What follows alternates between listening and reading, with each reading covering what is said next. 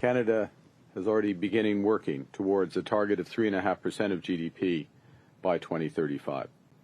By expanding our plan to invest in the Canadian Armed Forces, to modernize our military equipment and technology, to help build up our own defense and security industries, as well as to diversify our defense partnerships. Canada exits the NATO Summit, promising to further increase military spending. By 2035, NATO nations will be expected to spend 5% of GDP on defense, but only 3.5% of that needs to be on the military. Another 1.5% can be spent on infrastructure related to defense. For Canada, what this means is investing in things like rare earth mining, because those minerals were handy for phones, but they're also handy for missiles.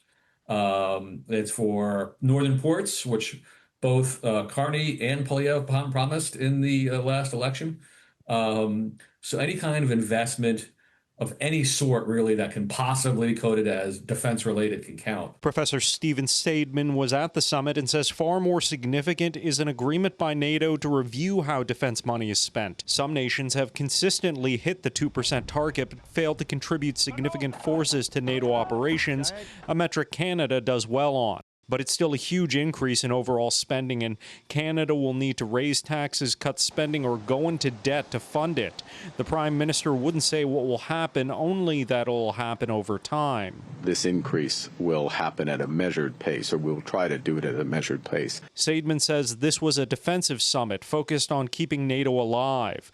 The U.S. has been increasingly skeptical of the alliance, and President Donald Trump has openly questioned Article 5, the pledge whereby NATO nations agree to assist each other if attacked. Even the declaration from this summit, typically dozens of pages long, had just 5 points: mutual defense, increasing spending, and thanking the Dutch for being good hosts. This reflects that there's an absence of agreement, that they didn't agree on policy towards China, they didn't agree on policy about Ukraine, they didn't agree on policy about cyber conflict or cyber technology or cyber war, they didn't agree on hybrid war, all the things the Russians are doing. This summit was supposed to be 2 days, and it ended up being a couple hours. In Ottawa, Xiaoli Li, City News.